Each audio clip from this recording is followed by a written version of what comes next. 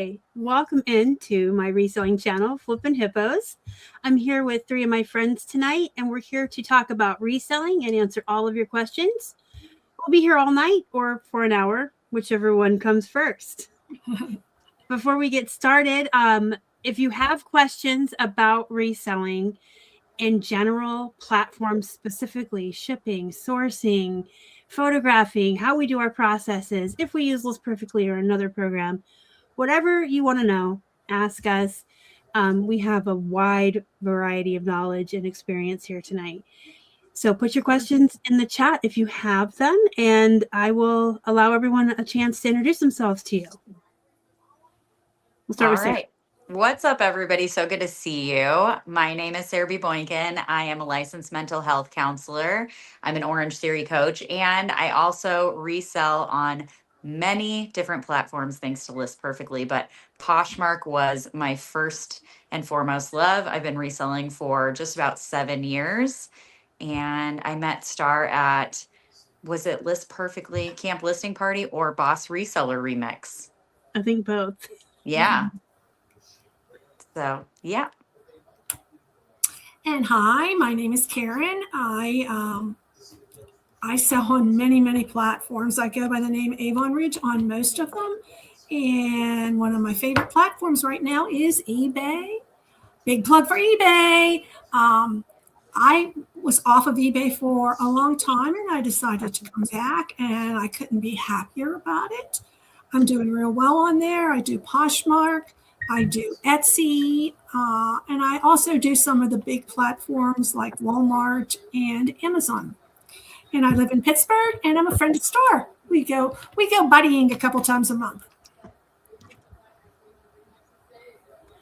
Hey, you guys, my name is Megan. I'm a full-time reseller out of Dallas, Texas. I primarily sell on eBay and Poshmark, and I'm pretty active on Instagram.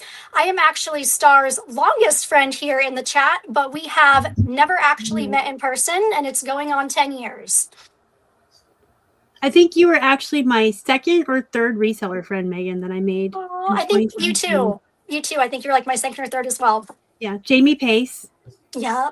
Yep, who's still friends with Keith, and they play World of Warcraft together. Oh, yeah, so, we're going on a decade. Yeah. So if you followed Sarah or Megan here and you've never heard of me and you don't know who I am, my name is Star. I built my full-time reselling business with my partner, Keith, and he decided he didn't like it anymore, so he took an accounting job and left me here all by myself. He still helps me with shipping, but I run everything else. And I sell a little bit of everything, a little bit of everywhere. And I have added live selling to my repertoire in 2026. And it's been quite the adventure so far. That's it. I'm really not an exciting person. When I'm not reselling, I'm reading books. I read like 100 books a year. I'm a big dork. So I don't see any questions yet. If you are in the chat and you have questions, you should leave them in there so that we can answer them. Otherwise, we're going to be stuck answering questions that ChatGPT asked us, which is cool too, because they ask questions such as, what's the fastest turnaround on an item you've ever had, Sarah? Ooh, I actually had one this week, so that one is top of mind.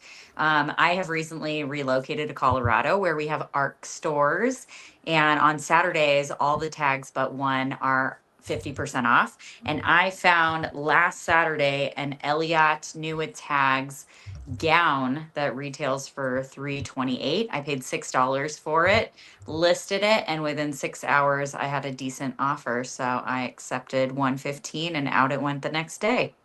Awesome. You know what, I've sold a couple of items where I've listed them and within 10 minutes they've sold, and I'm thinking, oh, I probably sold that too cheap.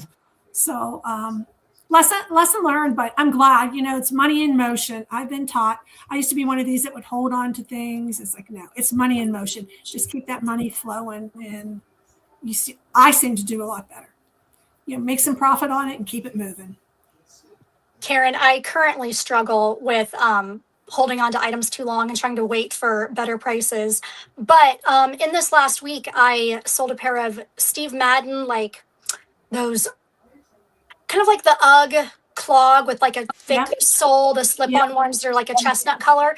I picked up a pair for like $2.50 at Ross the other day and literally sold it within 24 hours for I think like $35. Awesome. So that one was super quick, but I think mostly because that's really, trendy right now with, the leggings and you wear your tall socks over them and then you wear those mule clogs. So I do a lot of bread and butter, long tail volume selling. So my last like super fast flip was like in 2017. But it's still to this day one of my favorite sales. Keith and I went garage sailing and there was the cutest little old couple sitting in their rocking chairs in their driveway, and they had newspapers from when we went on the moon. They had like all these old things, and they told us stories about their life. And we bought 2 Polaroid cameras from them, and we listed them that afternoon, and they sold overnight to a photographer in New York for I think 500 and 600, and we paid the couple $40 for both. So Awesome. Wow. it's one of my best flips. It's one of my fastest. It's one of my favorite stories. I used to work with the elderly when I was in healthcare, and they're just my favorite people. So I love that story. Hi, Nanette. I see you. And Kelly and Adam, welcome in. There's 12 people watching. Hit the like button. Help me feed some hungry hippos around here. Let's ask you if you accept offers. Ooh, I feel like this really feeds into what Megan was saying about holding on to things. And there's a mantra that one of my 6-figure reselling friends told me early on in the reselling game, and it constantly plays in my head. And maybe, Megan, it could even help you. It's no one item is going to make me rich. So the liquidation does matter so that I can put it into inventory that will maybe make me more, rather than trying to hold on to the price in my head that I feel is absolutely necessary to achieve. You know what? I do accept offers, but you do a lot on Poshmark, Sarah. I noticed something very different about Poshmark. Mhm. When, say, it's really, as far as lowball offers, they lowball the worst for me out of any platform.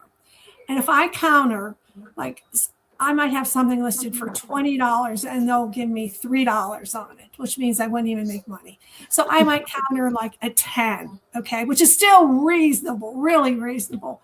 And it's like they never respond, they never accept. And it's like I've never really had anybody go back and forth with me on Poshmark. Whatever they give, that seems like it's it, and there's no going back and forth. Has that been your experience? It has at points, but I think one of the things that helps me is on Poshmark in particular on is it Fridays and Sundays? Yeah, Fridays and Sundays they have closet clear out. Yep. And I have a message in my text that's saved to my phone that says something to the effect of today is closet clear out. If I lowered the price of this dress that you're interested in to $10, Poshmark will knock down the shipping. Would you be interested? And only after they've responded, then I will mark down the price of that dress. And so it's a good opportunity for people who may have lowballed me or shown interest in an item, but not actually taken the step to purchase that item, to then reach out to those potential buyers. And what I find on Poshmark in particular is a lot of people get hung up on the cost of shipping because it is that flat rate. It has gotten better since we now have ground shipping. It was certainly getting expensive when we had the priority, but that help that we get from Poshmark on those closet clear out days has certainly helped me to move more items. That's a great idea. Thank you.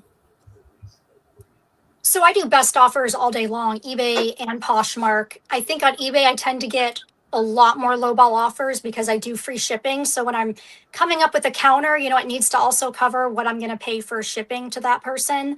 But I agree with you guys about the Poshmark. It seems like there's not as much like negotiating back and forth with the sales there. If someone sends you an offer, if you don't accept it, or if you counter them, half the time they won't even come back and counter you again. Whereas eBay, people will come back all day long and change their offer by $1. It's a much newer platform too. There's that expectation on eBay that we can barter back and forth, whereas Poshmark, a lot of the people who are on that platform are pretty new. Yeah. I do offers. I consider offers best business practices on any platform. Coming from a buyer's point of view, there's a psychology in getting a deal, getting the last word in, getting something for free, there's just that whole psychology behind it. And so if you price accordingly, if you price higher than what you want, you have room to negotiate. The buyer thinks they're getting a deal and you're actually getting what you wanted in the first place because you priced high and you gave yourself that wiggle room. But I really think buyers need a sale, a gimmick, an offer. Karen, what do you call it? A bite? There's a word Karen uses and I'm having a brain fart on it. Well, never mind. But like a reason, a teaser. Yeah, like a reason to come in. Yeah. And the psychology is weird because let's say Sarah has a $20 pair of jeans and I have a $25 pair of jeans and mine is on sale for $20, they're going to buy mine. If I send an offer for $20, they're going to buy mine. Even though now they're the same price as hers, mine have a deal attached to it. So it's all psychological. It is. And I think you have to do offers. You also, at least on eBay, you get a boost in the algorithm when you have best offers on. You will get seen above others that don't. And then on Poshmark, that is definitely, they have created a whole situation over there where buyers expect it. They don't want to just buy stuff on Poshmark. They want their offers because Poshmark has made it a kind of requirement that they're not going to buy unless they get the offer. So the other thing I'll say of Poshmark, I feel like the Poshmark expert here because, like I said, Poshmark is Bay for me, but it's a much more social platform. So sometimes just sending a message along, because you never know what mindset somebody's in when they send you an offer. And this isn't always the case for me, but sometimes the items that I'm selling are consignment. And so the message I might send is, thank you so much for the offer. This is an item that I'm consigning for a client. I'm wondering if you could meet me at this price. And by opening that dialogue, they feel like they're dealing with a person on the other end and not just ego versus ego to get the cheapest price possible. And in that way, I've been able to open some negotiations more than just the back and forth of the prices. Yeah, it's funny that you say that because I have a cookie cutter response that I copy paste for eBay. Says, hello, thank you for your interest in this item. I can't go quite as low as your offer, but what I can do is meet you here and send my offer with that message. And it's the same. It makes them see that I'm willing to negotiate and I'm a person. And I agree. You should send messages with your offers when you can. Does that help you to close your offers, Star? It's 50-50. Mm-hmm. Sometimes they'll come right back with $1 less because and there's this, why is she talking to me? But a lot of the times they do. I sell a lot more on eBay without offers and a lot more on Poshmark with. And I have List Perfectly set up. It sends offers on my behalf around the clock, 24 hours a day. I would say 90% of my Poshmark sales are offers. Yeah. It's rare to get a buy now. Very rare. But eBay, because I run sales too. So, all right, we do have our first question from the chat. Jewelry, do you clean? How and with what products? Any advice on selling in lots and singles? Any advice would be appreciated. I truly enjoy your serious but playful approach and sharing. Thank you. Do you sell jewelry, Sarah? I generally do not. This would not be my area of expertise, but I do have a jewelry cleaner that I like for myself that I got off Amazon. That and a little bit of toothbrush action, right? Well, I go last, so. I sell a lot of jewelry and I use a variety of different products, and it kind of depends on the jewelry piece. If it's pearls, you never put them in an ultrasonic cleaner. And if they're genuine pearls, you never treat them with anything harsh. I'll just take a wet cloth, damp cloth, maybe just a little bit of vinegar on it and wipe it down. If it has any sort of stone in it, like rhinestones, crystals, don't put those in an ultrasonic cleaner either, because you can have the stones pop out on you. I like to use either just like plain soap and water, or I do like Formula 409. I do like that. It cleans everything. It cleans a lot of the gunk off. And yes, it's a little bit harsher, but again, it depends on the piece. If it is a very, very antique piece, I wouldn't use it. But if it's just general costume jewelry, it's a fast clean and it works really well for me. And then if it has anything metal with it, it depends on the price point that I'm going to sell it at. If it's a very inexpensive item, typically like under $10, I'll just wipe it or use the Formula 409. But if it is like sterling silver or a more expensive piece of jewelry with metal, I will use Simichrome polish. And Simichrome will make things look amazing, totally amazing. But again, it goes with the price point that I'm selling at. I can't spend 15 or 20 minutes cleaning something that's going to sell for less than $5. So I don't sell any jewelry at all. I don't even wear jewelry. Ask me about cleaning shoes. So thank you, Karen, for your information, because I got nothing on that. So I too sell a lot of jewelry. I have pivoted into jewelry in the last 2 years and away from plush. So I still sell plush. I still have lots of little friends, but I mainly do costume jewelry now. And I use a sonic cleaner with 2 drops of Dawn dish soap, unless it's paint or wood or something you don't want saturated in water. And I use a microfiber cloth, and Awesome from the Dollar Tree. I do have a series on this channel. Every Tuesday, I have a Tuesday tutorial, and it's ironic that you asked this question because next Tuesday, the video that's coming out is how I clean my jewelry, and I actually show you the cleaner and show you everything I use and how to clean it. So you got some really good tips tonight, but if you want to come back Tuesday and watch that in-depth video with all of the products and everything, that will be available on Tuesday. I just filmed that yesterday, I think. I don't even know what today is. Do you ever put the costume jewelry on the plushies? That'd be a really fun bundle to sell. Actually, not he did. She had a bangle bracelet on as a necklace for the longest time, but I took it off because I wanted to show it on a whatnot show. But sometimes I do. It gives them a little bit of fanciness. Pizzazz. Yeah. Megan, why don't you give us your shoe cleaning tips? Go ahead. On the spot, right This there. is her wheelhouse. Yeah. So kind of like with what Karen said earlier, that she doesn't spend a ton of time cleaning like a low value item. For me with the shoes, it's kind of the same thing. If I don't think it's going to sell for a ton of money, I'm not going to spend a lot of time on it. But what I will do is I really like to use like WD-40 on the soles with a rag, or rubbing alcohol. You can use straight rubbing alcohol or like hand sanitizer. I also really like, I'm going to pull it out of my little closet thing over here. So hold on, because this is another good product.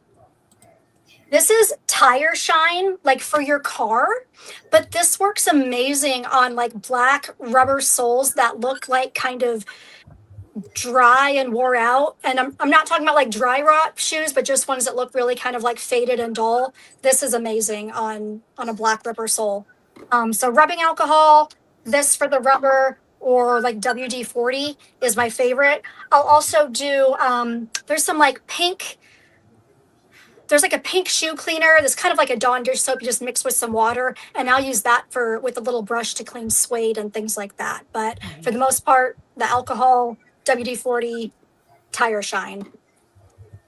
Nice. That's smart. Do you have a cleaning tips on a certain product, Sarah, you want to give us? I really love the leather apple cleaner and conditioner, and I'm a big fan of using the Mr. Clean Magic Eraser on soles. Yeah, like around the white, like rubber part of a sole. Yeah, Yes. the Mr. Clean Magic Eraser is amazing on that. Really works so well. And I don't pick up things if they're going to be a big project. You know what? I use Mr. Clean Eraser too, sometimes on purses, and I've used it on very expensive purses. You have to be careful though, because sometimes, and I found this on Michael Kors purses especially, just rub lightly, because sometimes it'll take the color out of it. Oh, wow. Yeah, so you have to do it very lightly and see if Really there's, clean it. yeah, yes. You have to see if there's any change. But I have purses that you would say, oh my gosh, I got to throw that away. I've got them clean with Magic Eraser, Mr. Clean Magic Eraser. It's amazing.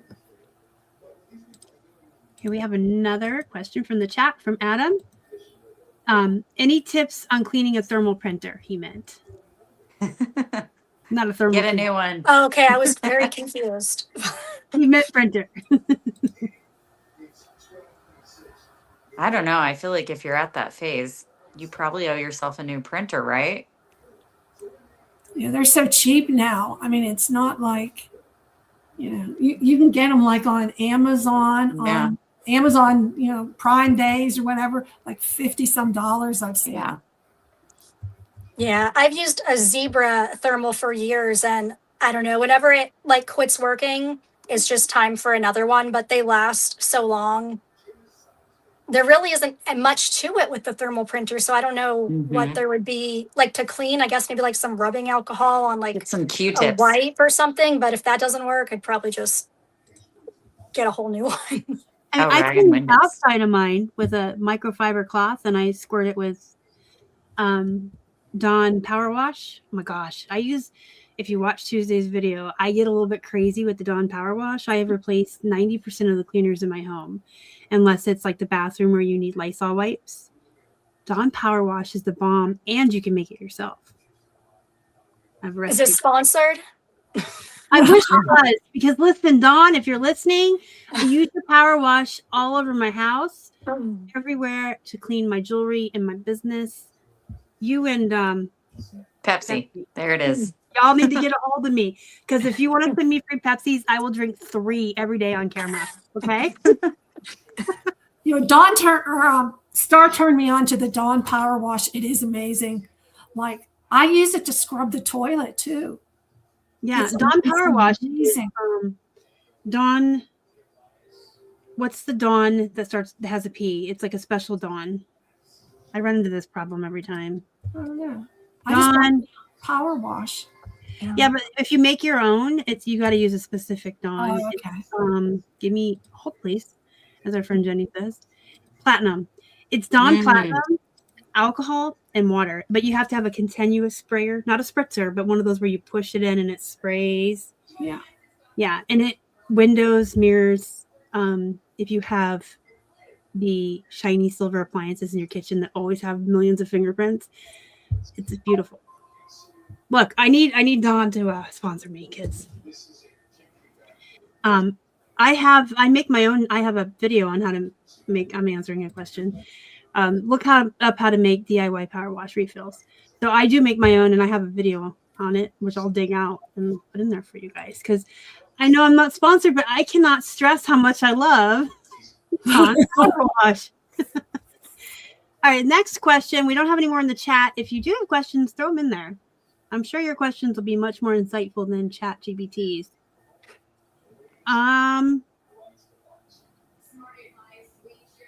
What do you do? Oh, this is a good one. How do you balance work and life? Because that's like one of my soapboxes here. Oh, yeah.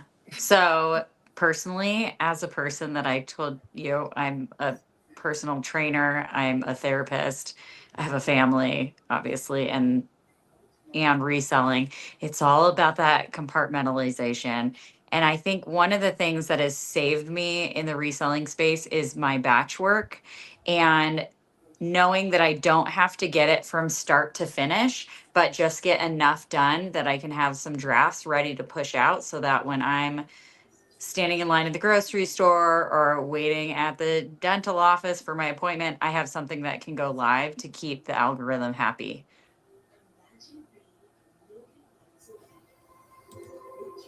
Karen? I'm sorry. Can you say that again? How do you balance work and life? Oh, I have a hard time sometimes doing that. I seem like I am working 24/7, and it takes the toll on me. So I just have to like walk away when I feel like that. I have a hard time. I do have a hard time with that, but I am trying to get better. And I am, especially on weekends, I am trying not to do 24/7 on weekends at all. Well, I do go live on Sunday evenings on eBay Live. So pretty much I don't do anything till about 7 o'clock Sunday night. Then I start packing orders to try to get a jump start. And then I go on my eBay Live Sunday night. I feel like this is turning into a confessional because that work-life balance has kind of gone out the door for me as well. A few years ago, I used to be so on top of, like, I'd get up at a certain time, take the kids to school, then I'd get home and I'd work from, like 8 a.m. to noon. And then I knew by the time like school got out, I was going to be done for the day. So I like had it all planned out. But in the last couple years, I mean, I drop the kids off at school, I come home, might go back to bed for a little bit. Maybe I'll go to the gym and then I'll come back and knock out some work. So it's been a struggle. But I do still try to have a daily goal. And at least if I can accomplish that in the morning, afternoon, or at night, I'm fine with it. So one of the things that I teach on this channel, and it's one of my soapboxes, is work-life balance, because I think it's super important. Karen said several times that she struggles with it, and she mentioned burnout, and that's why.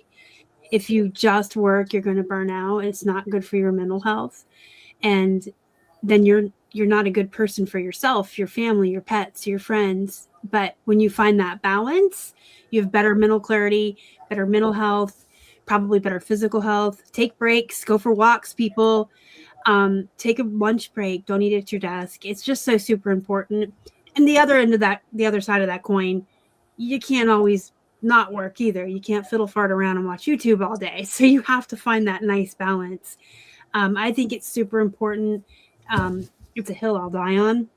And anyone that doesn't have work-life balance, watch my channel. I talk all the time about routines, balance, organization, time blocking, batch work, all of the things that enable you to get all of the things done. You heard me at the beginning of the show say I read 100 books a year. Sounds like a lot, but I dedicate 2 or 3 hours a day to reading versus scrolling TikTok or watching TV or all the other things people spend time on. So when you prioritize what's important to you, you would be surprised at how much you can get done in your productivity time. And then you have the downtime.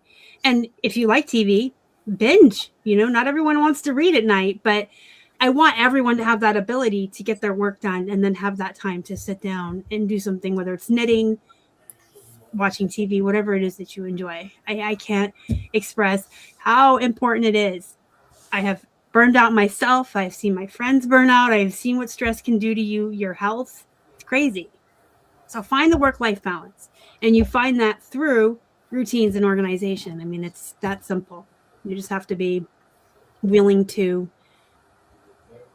find that. And someone like Megan, who I get my work done whenever I can, you still have the balance. You're getting your work done and then you're going to the gym.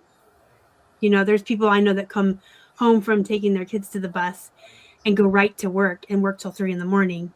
around the kid. It's just not healthy. I'll get off my soapbox now. Have you guys tried ADHD? That's a really good way to get everything done all at once.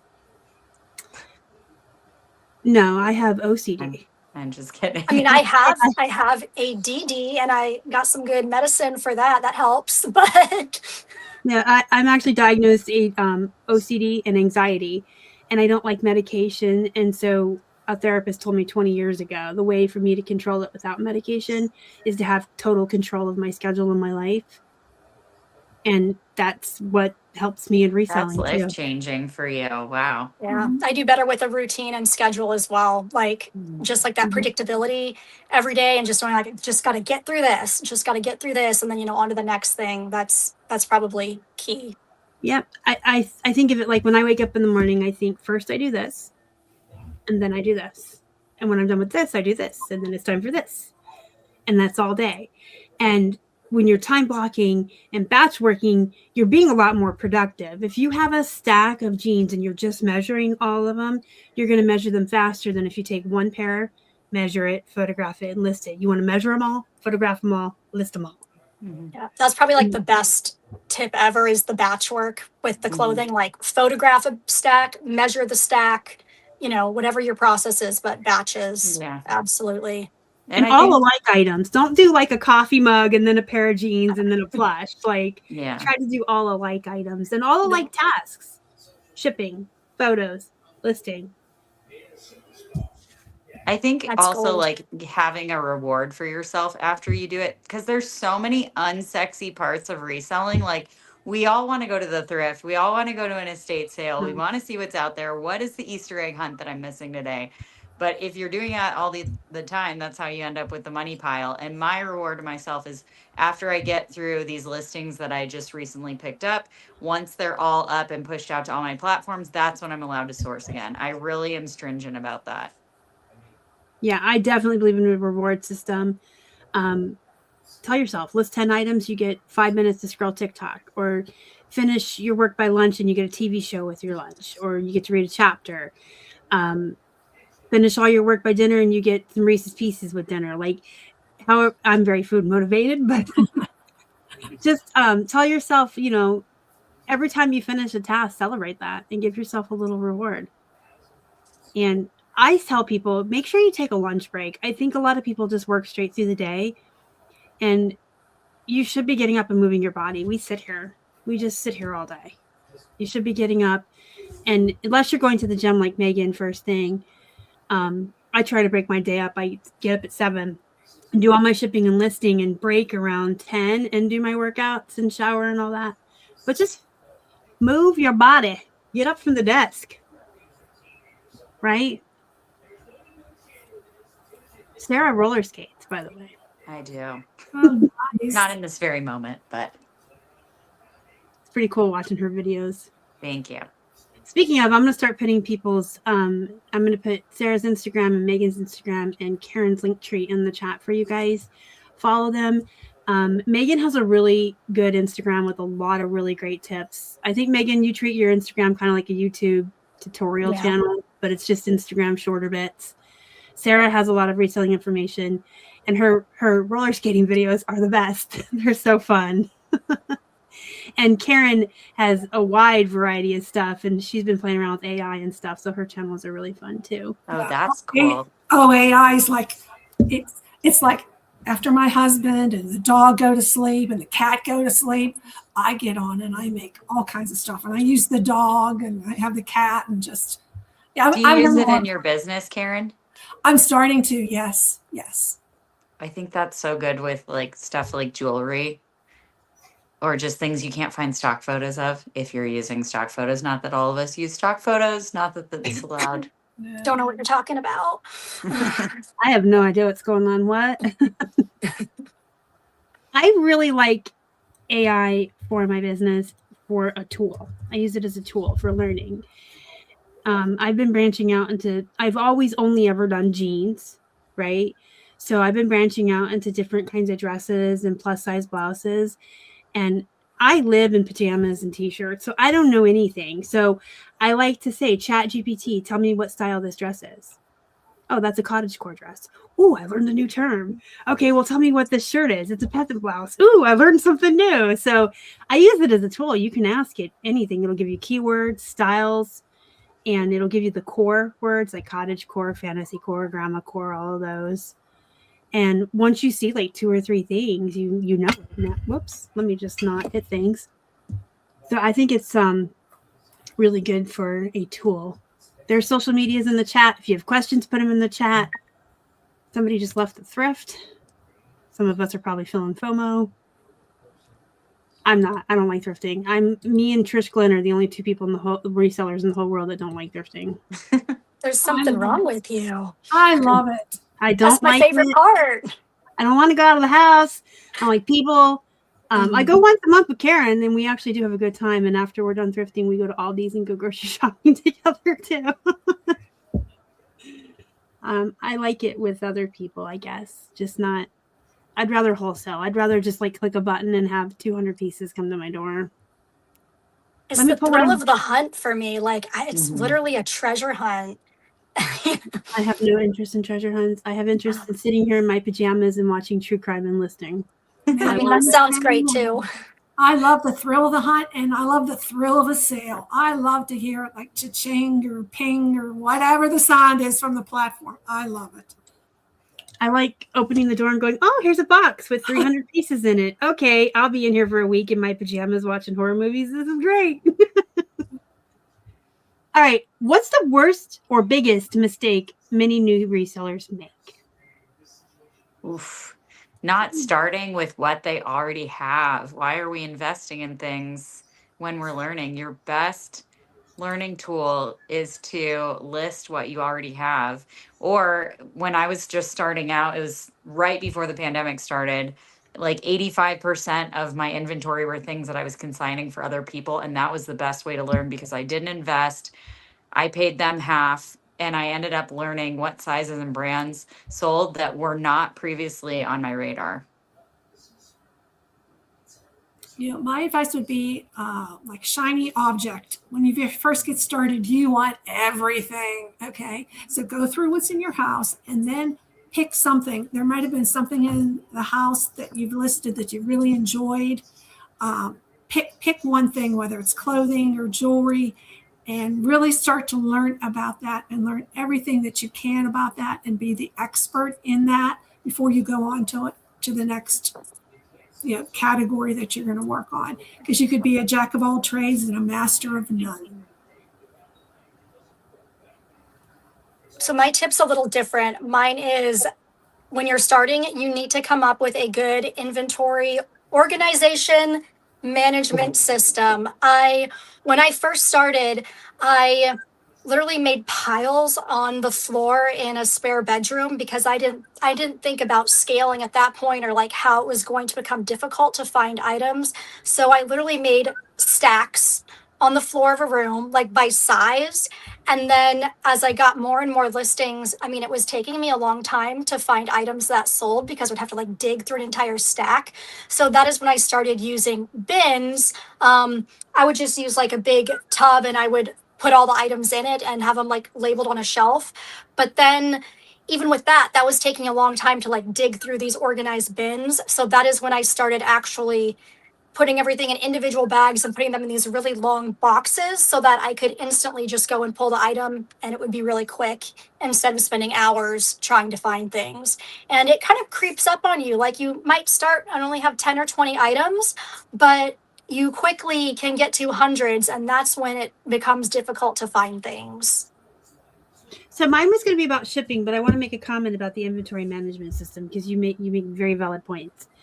We used to just throw things in bins, and I became disabled. That's how I ended up doing this in March of 2017.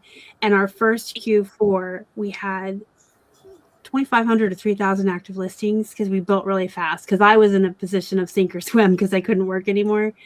Me too. Yes. Yep. Yeah, but that first Q4,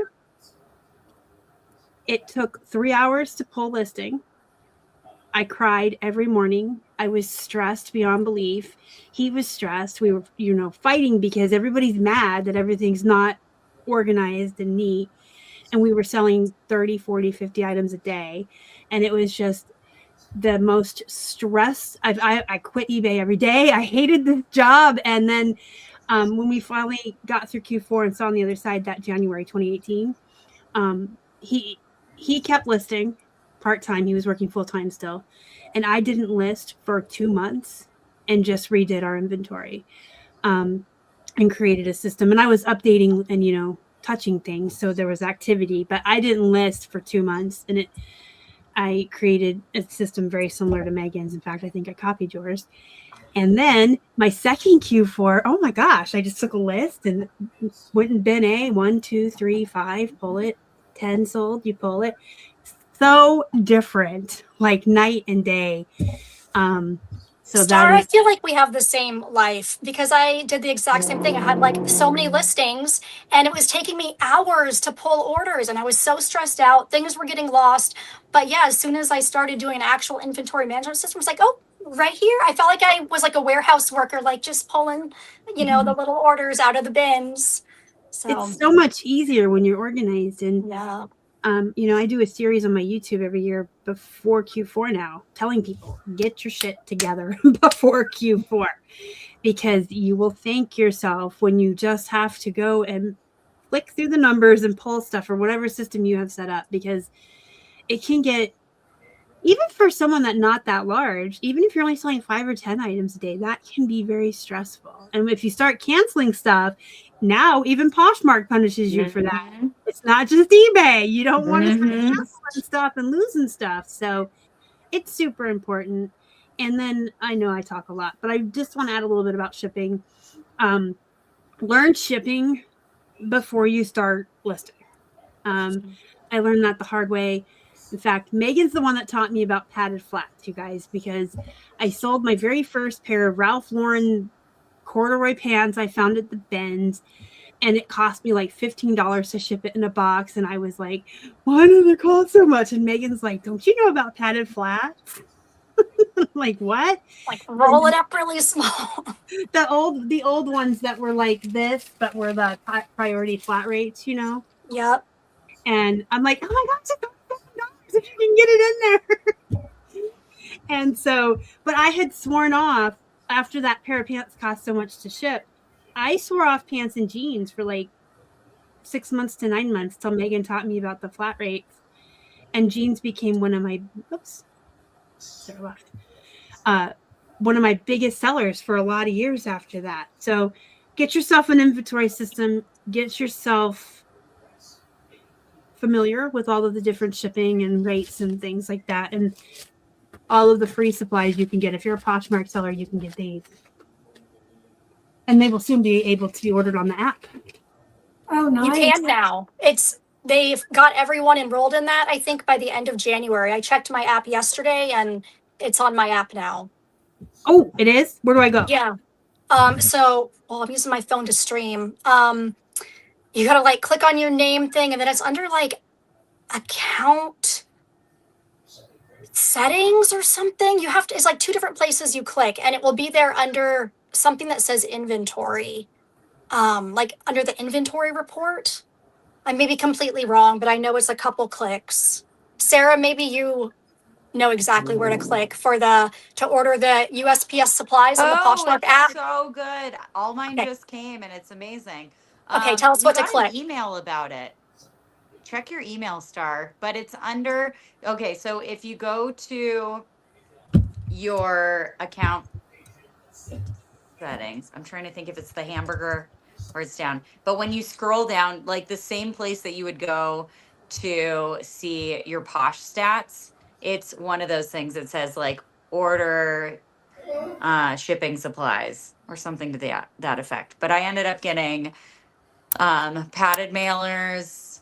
No, they're just poly mailers and different size boxes. And it only took me, I mean, considering how long it's taken them to roll this out, because they made the changes with the shipping in like September and everyone was complaining about having to use their own boxes. It only took me like maybe 3 weeks to get all my shipping supplies. Oh my gosh, I have it. Yeah. I don't see it. You're a So success story. I went Karen, to you're my looking for name, it also? and under vacation hold, you have shipping label settings and then request USPS supplies. Yeah. This is a parade and a party It all in is. one. Because I was just about to order more poly mailers, and man, they've gotten more and more expensive in the last few years if you want anything bigger than a 10 by 13. Oh my gosh, I'm so excited because I love free shipping supplies. And I don't just use them for Poshmark. I'm sure. I It's like don't my even- free labels that I don't just use for UPS. Oh my gosh, you guys, I do that. I do that too. No idea what we're talking about though, but So I can the relate. big brown poly bags, the ground ones, Mhm. y'all are the perfect Yes. size for a Build-A-Bear. He fits right in there. Wow. I love them. Crystal and Susie are here. It's live for everyone now, says Valerie. And Robert says he loves the boxes. I'm going to probably use some of those boxes for some whatnot shows and do like a blowout reseller boxes for other resellers, like $2 an item or something. I love them. All right, we got some questions in here. Whoops. I accidentally took the star off and I can't find it again. But someone asked Sarah specifically, how dare you be so cute? Oh, that's my college roommate. If I dare say- reselling. When I was living in the Bay Area, I had her meet me at the bins, and she's always been a thrifter, but I got her into reselling. And if I can brag on her for just a Sure. moment, she just had her highest sale of all time last week. And I love having reselling friends because they message you and they say, oh my gosh, I got this Coach purse at, that's kind of what she does, is Coach bags. But she's like, I got this at an estate sale and I knew it was a special one. It was like this turnkey. She'd know it much better than I do. She listed it on eBay for 1,065, and she accepted an offer for 914. Wow. Like Wow. within a For day a of listing Coach it. bag? A Coach bag, a very specialty leather, beautiful Coach bag. Wow. Okay. Yeah. Yeah. I love having reseller friends too because the celebrations for each other is Yeah. really good. But it's also good when you're having a down day too because they can pick you up and make you feel better. They're there for your celebrations and your discouragements. And I say all the time, I have never been in a room full of resellers and not learned something new or at least heard something that made me look at things in a different way. Mm-hmm. And I just sometimes love- you have to borrow their sales to keep you going, especially Yeah. if you're in a dry period. You need to know that other people are still selling things and the internet is still a viable place to make money. There she is. Good for you, Daisy. Good job, That's Dirbs. awesome. I'm a little bit jealous, but we will celebrate it. I know, it's amazing. We have, this is from Megan specifically. This is our friend Kelly that also does 10th and Main with me and Karen. She's close to Dallas and would like to know, without giving away any hidey holes or any secrets, do you have any places other than the bins you can tell her to source at? I'm not sure what's happening with the audio, so hopefully you can hear me. But question for Megan, I'm so close to Dallas. Other than the bins, do you have any sources? Yes, I used to go to the Goodwill locations here a bunch because they had a 99-cent day, but they don't do that anymore. But one of my other favorite places to go is a store called Thrift Giant that has a bunch of locations over DFW. They do 75% off color tags weekly. They'll rotate. They also do a bunch of half off, like store-wide sales. And I also go to a great place called Half of a Half that has, I'm gonna say 2 or 3 locations here in DFW that does a ton of great like clear outs where you can get stuff for like $1.88 based on like color tags.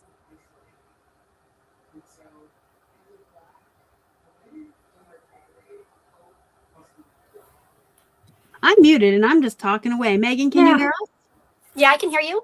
Okay. You said you didn't know what was going on with the audio. I was muted. Maybe that's the problem. Oh, yeah, it was like I was hearing like weird noises and everything was freezing. So Did I read that question while I was muted? I didn't hear I it. heard I you. didn't hear it. Okay, because I had to cough and I muted myself and then I completely forgot that I was muted. Messed it all up. Man, you act like I do this for a living. Hey, Super Chat, thank you so much for loving this show. I bet it's my guests and not me, right? All the cool people I have on every week. Speaking of that, if you or someone you know wants to come on, just send me a message. You don't have to be a huge TikToker or YouTube star. You don't even have to be on social media. If you want to come on here, if you're a reseller and you're willing to sit down and chat for an hour and a half and just answer questions and talk about reselling with other resellers, you don't got to be nobody famous. Everybody's special. We're all resellers. Just let me know. Message me on Instagram. Facebook hides my messages from me. So Instagram's the best way. Or Hippo Hut Team. That's a big email address. Never mind. Just Instagram. Flippin' Hippos. But thank you so much for the super chat. Thank you for being here and liking the show. Everyone, make sure you hit the like button too. I see a lot of people here and very few likes. I see 4 likes and like 21 people. Come on, guys. Hit the like button. It helps me. Cora can come Cora on. wants to come on. I love Valerie's dog. All right, I don't see any more questions for the time being, so let me pick one out. Okay, where's your favorite place to source? Ooh, that's a loaded question. That's like asking me to pick a favorite child. It depends, because doesn't your new favorite place become the place that you just found what you believe to be your greatest haul? Sometimes it's the bins. Sometimes it has to be hanging on racks. I have liked recently having ARC being that I just moved here, but it means that I have to be able to leave the house on Saturday to do that because it's just such an affordable way to get inventory. I will be completely honest, I'm terrified of estate sales. I have built up in my mind that the people who are going already know what's there and they're ready to scratch my eyes out for it. And I just feel like there's enough to go around, and I'm not that competitive in that way with reselling stuff. I just want to, make a little money and save the planet doing it. So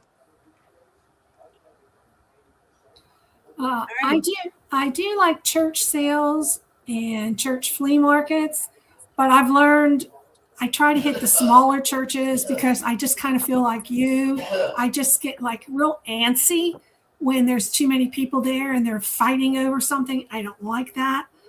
But there's not a lot of church sales here in Pittsburgh during the winter time. It's more in the spring and summer into fall. But like right now, my favorite place really year-round is the thrift store. I go on the day that they mark things down, 25, 50, and 75% off. I'm there when the door opens. I'm there for about an hour and a half, 2 hours max. And I made a new rule, and I mentioned it last week. When I buy stuff, it comes in this house within 2 days. It has to be listed. So I've been really happy with the thrift store. Sorry. I'm also a huge fan of the thrift store. I don't like going on like the big sale days when they'll do like, half off the whole store because there's a line that wraps around the building and that's just too much. And you have to wait 3 hours to check out. So I try to go on like the lesser known sale days where it's like one color, that's $1 or something like that. But I don't do any estate sales or church sales. I really just like the thrift stores. Right here. My favorite place to thrift is right here. Look, I'm pajamas on the bottom. I like to sit here and click buttons and buy stuff and have it come to my front door. That's my favorite. I have been starting to get into some of the online auctions. Karen and my friend Valerie and Kelly, they seem to like them and they find a lot of great stuff. So I'm kind of dipping my toes into that. But you can spend hours on there. And I mean, it's kind of like hours at the store. I just want to go to my lady I buy jewelry from on Etsy and be like, can I have another 15 pounds? Thanks. Like, I'm not into the thrill of the hunt. I really am a weird reseller. Like, just give me a box of American Eagle jeans and I'm good. You know what I mean? Like, I don't care. I just want to be able to list. And I don't like to shop. I'm not a real girl. But I do like when I go with friends because I like watching other people find stuff, and that's weird. Like, I don't want the thrill of the hunt for me, but when I see Karen find something really cool, I get excited for her. Like, I'm like, yeah, man, look what you found. But I don't care about myself. I'm like, who cares? I have some plus size Walmart shirts. What'd you get? So I don't know. Everyone has their things that they like, right? All right, we have this. How do you source the labels you love to find when you aren't finding them often enough? That's a great question. And I will say that sometimes I go brand blind and it's not always helpful. I've been following a lot Resellers Edge. I don't pay for their subscription. Are you guys familiar with Resellers Edge? Kaylee Elaine and Trash Pandas, and Trash Pandas used to live in the Bay Area, teach about sourcing because sourcing style based and not only brand. And so sometimes if I'm trying to make that square peg fit in that round hole, it's about finding what I know will sell. And I think about the buyer that I'm selling it to. So I'll say, okay, I'm looking for this because my buyer today is on Depop and they're going to be looking for the trendy 90s or Y2K aesthetic, even if that brand is a fast fashion item. When I go thrifting, there are a bunch of girls that are there every week, and I see them sometimes at different thrift stores if I go to another one. And I don't think about that at all now. They changed my whole perspective because there's one girl and she's very successful. She has a shop that's called Look Not a Label, and she does a lot of online sales. And she says you go for the style look. Who cares who made it? And she just pulls these outfits together that are just eye-opening. So I really don't look at the brands anymore. I try to follow what she was teaching me as we were thrifting in the store together. Look for the look, because people want the look. They don't necessarily want to buy the label. Now you have some people that are so label crazy that they want to spend hundreds of dollars where you can get something that looks very similar for $20 or less. So I never thought along those lines. I agree. Going with the style versus only trying to find a high-end brand. I also try to look for things that are like a really good material. I hate so much that, like Shein has taken over with the fast fashion. So I don't pick up Shein at all, which I don't know, maybe there's some pieces that do good, but I will look for things though that are made of like, wool or silk, genuine leather, linen, flax, hemp. So it doesn't have to be necessarily a great brand for me, but if it's a really good material, I will pick that up. Even if the style isn't great, just a good material I have found will often sell. So, again, ironically enough, my video coming out tomorrow, the thumbnail says sometimes it's about style. And it's a haul video, and I had a lot of items in there that weren't great brands, but my gosh, the prints were neat. There was wool, and I talked about how luxury, I call them ingredients. I know they're material, but whenever I look at the tag, it's the ingredients. The luxury ingredients can make it more valuable, or it can be a Walmart brand, but it can be a very loud design and it's neat. And Megan, I remember, I think they were Walmart pants. This is like 9 years ago. Oh my God. The faded glory. The bell bottoms? Yes, the faded glory ones. Yes. Oh my gosh, we're connecting right now. Tell the story about your faded glory bell bottoms. Yes, faded glory. And I don't remember, I sold them for like $25, $30, and it was just because they were like a cool bell bottom. And they probably didn't even cost that much at Walmart. They were probably like $19.99 at most. Yeah, and you got them for 99 cents. Yes, and they were used. But yeah. That was a lesson for me that I learned from Megan that day. Like, Yeah. maybe sometimes it's about how things look more than the brand. That's funny. I was just thinking of that earlier. That is so weird. That was years ago. It was very early in my reselling journey. But yeah, style, size can matter. I sell, let me tell you, I sell Walmart plus size blouses for $25 and $30 all day. Amazing. All day. They have to be cute. They can't be plain. They have to have some kind of design or ruffled. But I get them for 99 cents. I do the plus size aisle when Karen and I go thrifting together on 99-cent day. And if it's plus size, I don't care about the brand. It goes in the cart. If I come home with 100, that's okay. And they will sell for $25 and $30. And they're Walmart brand. So plus size, the graphics or, the way it looks, the style, that all sometimes matters. Not even sometimes, most times matters. Because if you have like a plain black Patagonia t-shirt next to a Hawaiian graphic Walmart shirt, the Walmart one's going to sell for more because it's eye-catching and it's neat and it's unique. All right, guys. A three-legged dog walked into a saloon and said, "Which one of y'all shot my pa?" If only you knew how much I appreciate dad jokes. Oh, they're my favorite. I like what Megan said about materials, or as you called it, Star, ingredients. I think that's a big one because people are looking for like that already up levels an item so much.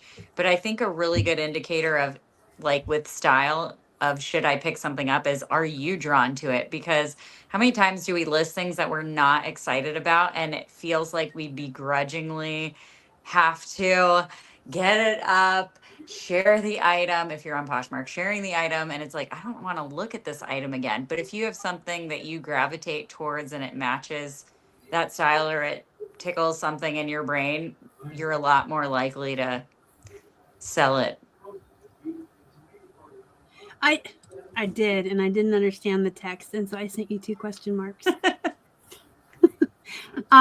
Yeah, I say this in the video that's coming out tomorrow, how after you get a little bit of experience, you can almost just go down and touch things on the rack, and you'll be like, oh, that's silk. Oh, that's wool.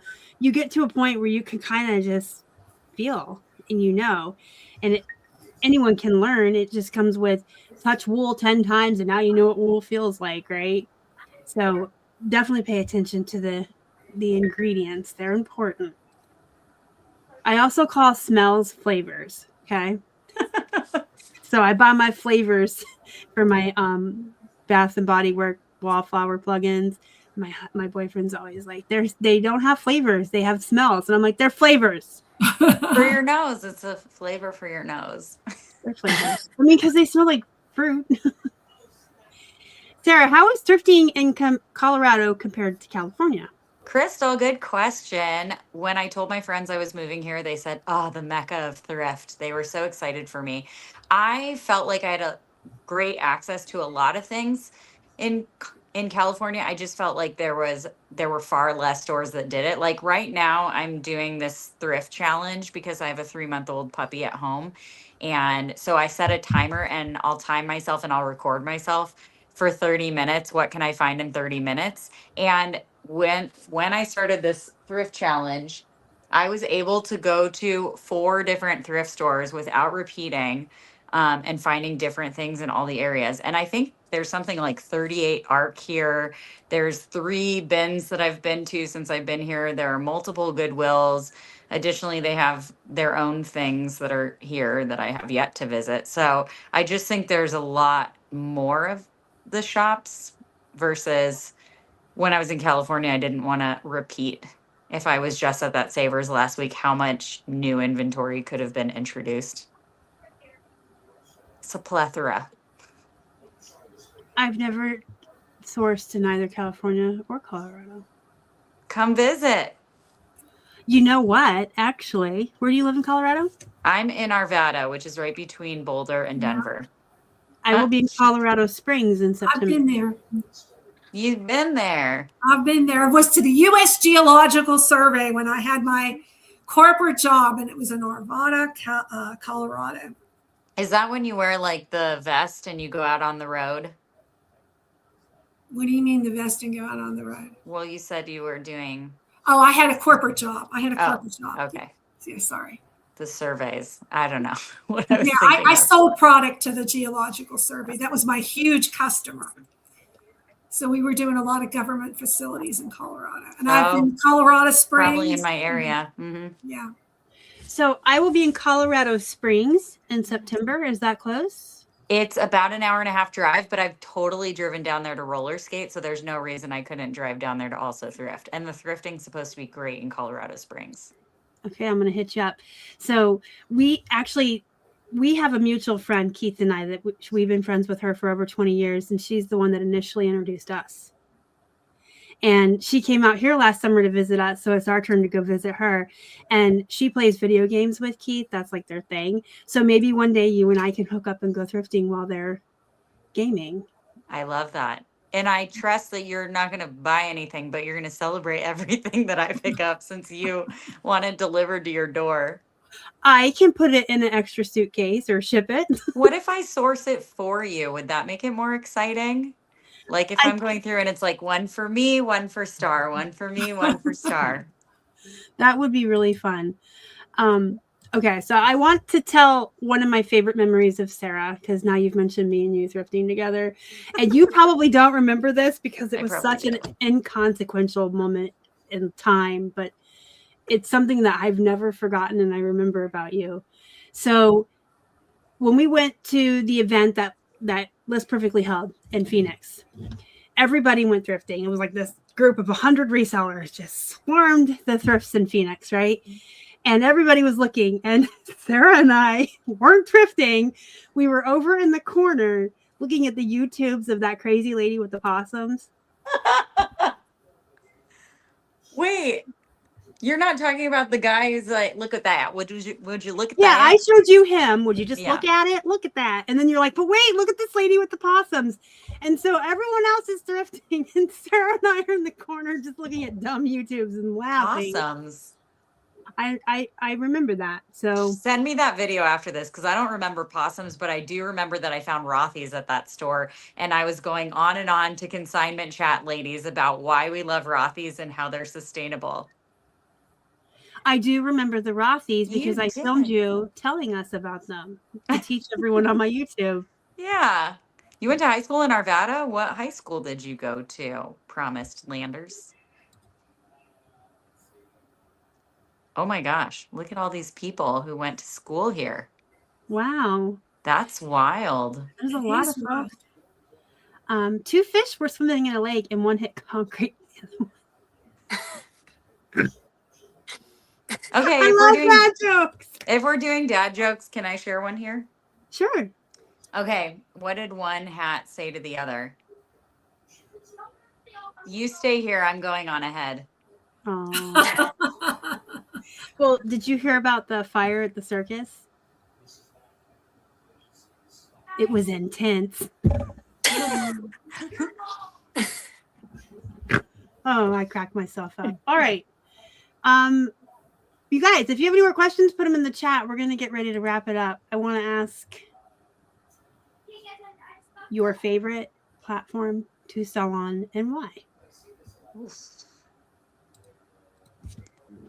If I could choose any of them, I'm not saying right now it's in such high standing, but dang, I want to sell so much more on Depop because they take the least fees. I want that so badly, but I need to push more listings out there if I'm going to sell more there. I love Whatnot. That would be my favorite platform. The community there is awesome. You meet people and they're very helpful to you. I mean, there's really good support, very, very nice people. That's just the perfect platform.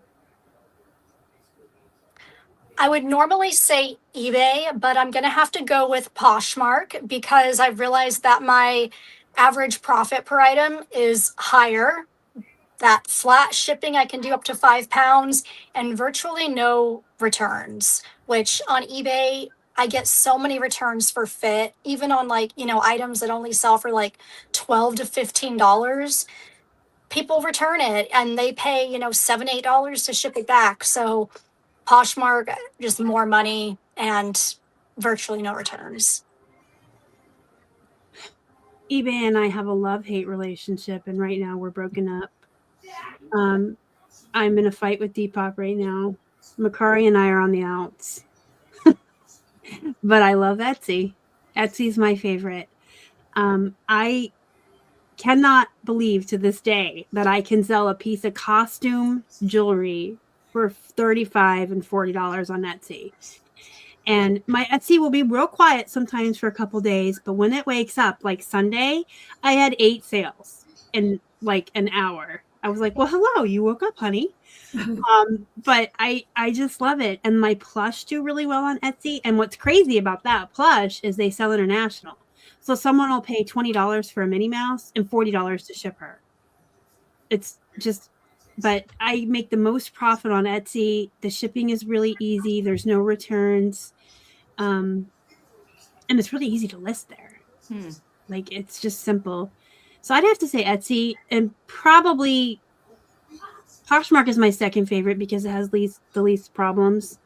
Now, overall, I do the most volume on eBay. It's global, but it's just, there's a lot that I'm not happy with it right now. Dang, Star, hope you and Keith are doing well since all those other relationships were sketchy. We are. We're good. Keith doesn't do things to annoy me, such as Depop does or eBay does.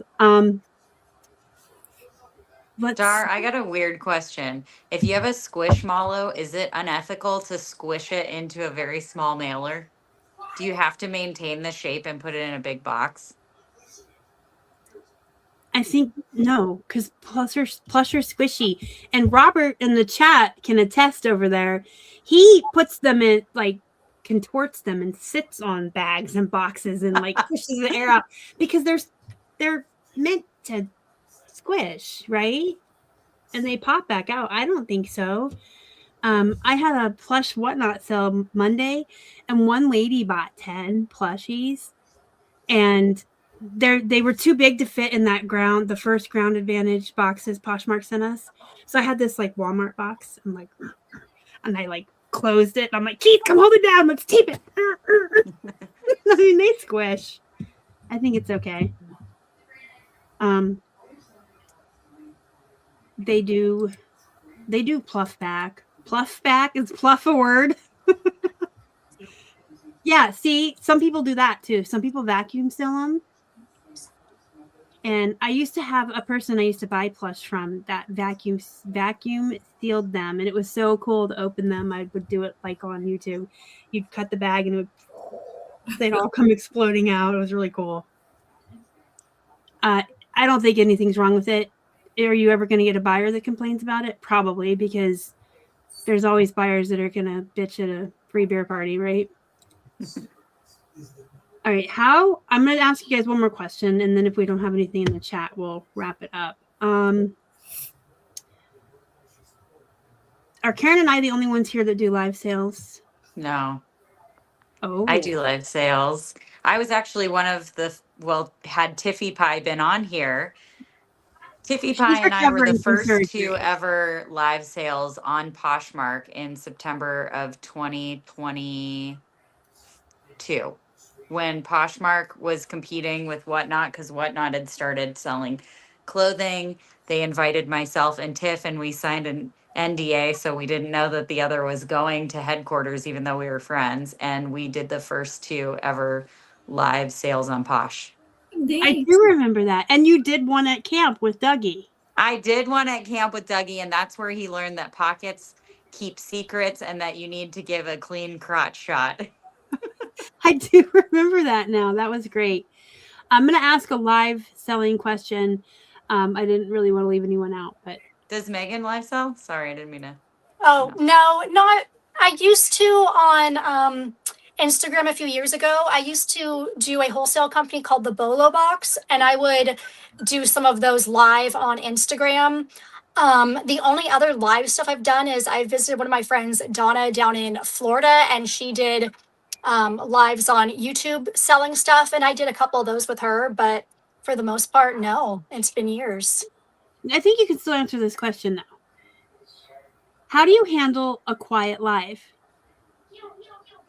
Oh my gosh. I don't think you would have asked any of us to this live stream if we were in trouble of our lives being quiet, right? We can fill the space. Yeah, sometimes the chat just isn't popping. So what do you do?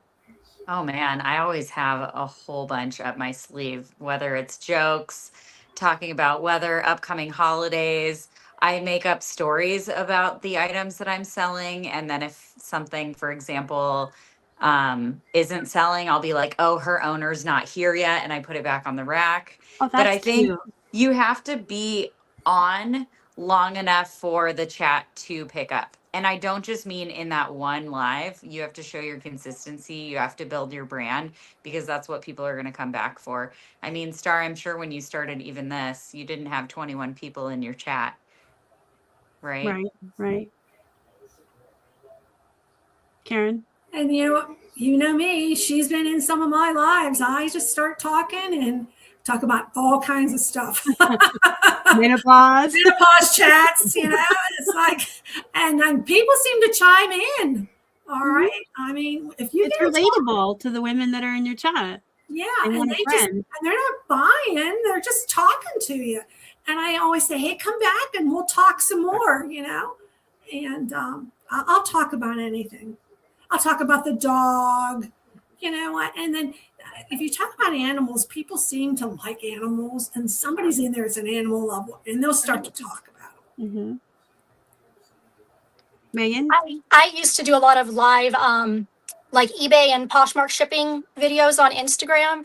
And when I first started doing that, there wouldn't be very many people that would hop in. But I think because I had something to talk about each item, I could just look at the camera and, keep going, because a lot of people would watch the replay later on. So I would have items there, and I don't know. I agree with you guys. You kind of just have stuff up your sleeve and you just keep, it all just comes out. Yeah. I mean, for me, it really depends on what I'm doing.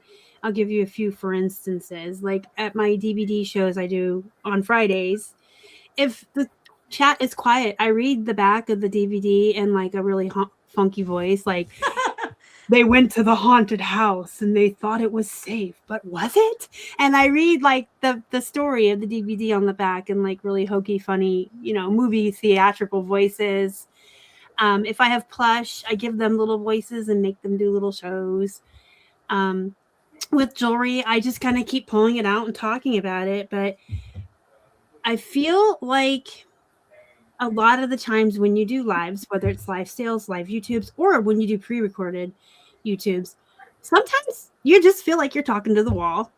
And that's okay. Your wall is there to listen. So just keep talking to the wall, because someone's going to eventually talk back. But if you can find like your personality, like Sarah said, you have to build the consistency in your brand. If people eventually learn this is that crazy lady that has her plush talking in weird voices, they'll start showing up just to watch that. And then they might start commenting back. But make sure, you're not, I would say, don't try to be someone you're not. Don't go make yourself do plush voices if that's not like part of your personality. Be yourself. Find your own personality. Our friend Jenny, Karen, she's funny, right? She's so funny. She just sits on her whatnot and does trivia and tells jokes, and she's hilarious. And people come in just to watch that because she's so funny. And we always tell her, if reselling doesn't work out, man, you got a job in stand-up comedy, because she's hilarious. And that's like her. She's just funny. So just go ahead. No, I mean, I was just say, just find yourself. And I have a funny story. This was on Poshmark, and there was an older couple, and they were hitting the bottle and drinking while they were doing the live show. That's me when I'm old. Oh my gosh, they were hysterical. They were drunk. And it's the funniest thing I have ever seen. And she had a little boy. I don't know if that was her little boy or she adopted somebody. It was hysterical. And people were commenting in the chat, "Are you guys drunk?" And it was like they were just going on and on and on. And they were just, then they had, I need a little drink. And they were like sipping the bottle. They were hysterical. And people must have told people. They had a huge crowd just coming. And we watched them for like 2.5 hours and just laughed. It was the funniest thing I've ever seen. Totally funny. Yeah. Crazy drunk people. Yeah, last New Year's Eve, Kat had a panel and like this, and they were all drinking. She had invited me, but I was like, I don't really want to drink on camera. I embarrass myself enough at these events I go to. It was hysterical. Okay, so we're going to wrap it up. What I usually do at this point is have each one of you tell us where we can find you, and then your best piece of advice for new or seasoned sellers, either one, or for everybody. Okay. You can find me on Instagram at It's Boink, and on Poshmark, I'm Posh Potential. I'm also It's Boink on Whatnot. They've been bothering me to do a live show. They want me to do athletic and athleisure wear, so that'll be coming up in the future. And my best piece of advice, I said it earlier, but I will say it again. And if I was going to write a book on reselling, it would be tell people what you're doing, consign for people, learn that way without putting any investment except your time into it, so that you know when you're ready to, then you have capital to pick up items, you know what sells and what you can expect to sell it for. And you could find me under the name Avon Ridge on all the selling platforms. I kept it pretty consistent. You can find me on Instagram under Karen L. Brooks. Okay, it goes under my name. whatnot. I am Avon Ridge. eBay, I'm on Avon Ridge. And my best piece of advice is I know sometimes you can get very discouraged. Never give up. Just keep on pushing through. You will make a breakthrough. Just have that right mindset. And you say, I can do it. I can do it. This is going to work out. Or things are going to turn around. It's going to get better. Or somebody's going to start talking to me during my live show. And I just keep on pushing on. And you will make that breakthrough. So you can find me. I am most active on Instagram. So Mawinnie Megan on Instagram. I do have a couple old good videos, I would say, here on YouTube. If you want to check that out, that's also just my name. So Megan Mawinnie. And I'm also on, of course, eBay and Poshmark with the username Sandcastle. I think most important piece of advice is what I'd mentioned earlier about this inventory organization. And I do have a old YouTube video that is up that talks about this and exactly how I do it, if you guys want to check that out on YouTube. Oh, now I got to go pull up your YouTube channel, Megan. I haven't posted a video in years, but I have a couple like old ones from a long time ago that people keep going back to. So I've just kept it up. Is it Megan Winnie? Yeah, just Megan Mawinnie. Yeah, I haven't been to your YouTube channel in a long time. Yeah, Those videos that keep making money. Listen, I took like an 8 or 9 month break, and I call those the evergreen videos. They just keep making you money when you're on a break. It's crazy. And okay, so I'm Star. I'm here. This is my channel. This is where you can find me. I'm gonna put in my link tree too. I do some cooking. I sell some recipes, and I sell on 10th and Main and whatnot. And I'm on TikTok and here and Facebook. I'm in all the places. Flippin' Hippos everywhere. I did a really good job in branding. I'm flipping hippos on all the things. My best piece of advice, you guys already know what I'm going to say, is find your work-life balance. Make sure you find that. It's super important.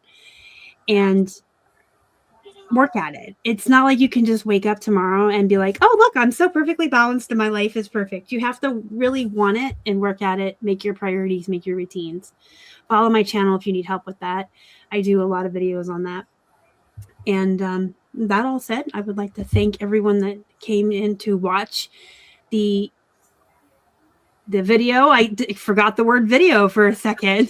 Thank you for coming to watch the live show. If you're watching the replay, I appreciate that too. But most importantly, thank you to Sarah, Karen, and Megan for being on here tonight. I really appreciate you guys taking an hour and a half out of your life to be here with me. Thank you. It was our pleasure. Bye, you guys. Thank you. Bye.